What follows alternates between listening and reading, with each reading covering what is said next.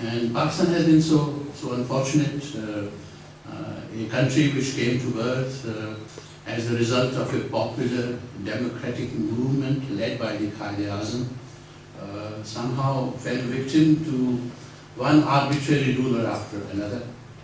And today we are fortunate that once again a new beginning is being made, and all of us hope that this indeed will be the beginning, the new morning for which the people of Pakistan have long waited. Inam Aziz was a very, very close personal friend of mine, and somebody I always admired.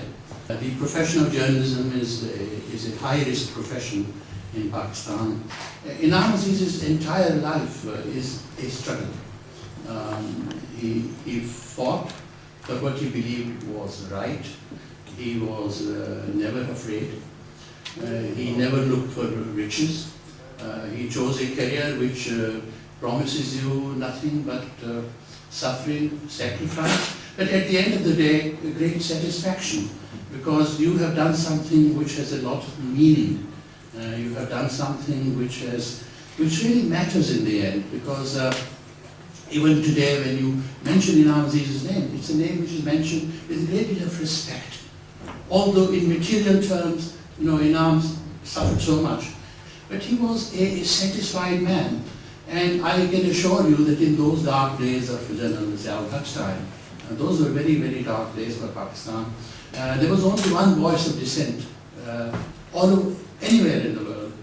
There was no newspaper in Pakistan which could stand up to the military government and the draconian rule of Genral Zia, the way people are being lashed and executed on the streets of Pakistan. But there was only one voice of dissent, and that was Inam Aziz's voice in the city of London. And this brave little newspaper called the Millat, he brought it out and he kept it alive, only God knows how. I remember so many evenings spent in his office near the Angel Tube station, and there every time the issue will come out, it will be a triumph. Because you never know when the paper might close down. All kinds of pressures were brought. Blackmail, threats, physical threats to him, his family, his finance. In those days, nowadays of course the media has sort of kind of flowered, but in those days most newspapers there were, they subsisted on advertising by the Pakistani organizations, corporations like the PIA, the National Bank of Pakistan, the BBank, the National Shipping Corporation. And of course, if a paper, this newspaper which is calling for the return of civilian government, which is calling for the ouster of the military ruler of Pakistan, is calling for the constitutional government in the country, obviously that is on enemy list number one. And I don't think a day passed when some kind of new pressure wasn't brought. In fact, it became a kind of joke. I would, after finishing my work, I would go almost every evening to the Millat office, on Angel, I went to change the train at King's Cross and then went to Angel, I think another line went there, and I would ask Inam, what is the problem of the day? Because there always was a problem. Sometimes, there was no money to buy paper, sometimes ink, it was constantly but paper he would bring up. He said, Shahji, akhbar niklega. Akhbar. Those were very difficult times, believe me, and they were also exciting times. When the struggle for saving Zulfikar Ali Bhutto's life was at stake, it was Millat which was in the forefront. And I also remember, let me tell you this story I was telling my friend Gardezi, that once I was in Inam Aziz's office and some people came in from the People's Party, and they said, Inam Sahab, ye khabar chapega. Inam looked at the handout they brought and Inam said, ye khabar nahi chapega. People's Party khabar hai. Inam said, this is not the People's Party newspaper. This is, aap fauj ke khilaf hai, Zia ke khilaf hai. He said, maybe against Zia, but it's not a party newspaper. It's an independent newspaper, which people find it hard to understand. Also, that when Inam was news editor of Jang, he was one of the first members of the team which made Khalid Hasan assembled.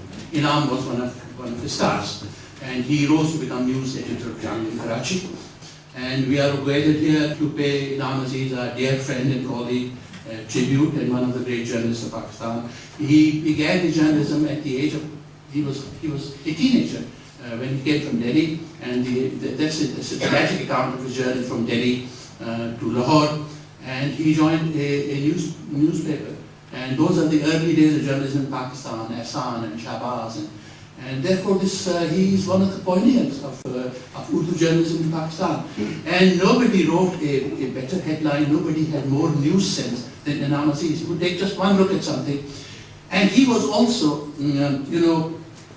another great quality which he had was he was very quick. He was so quick that this book, for example, he wrote in a couple of months, but his son Nadeem tells me that he wrote it in 3 days.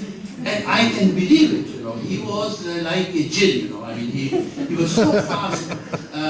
For example, translating news in BBC, when he was at the BBC, he would say,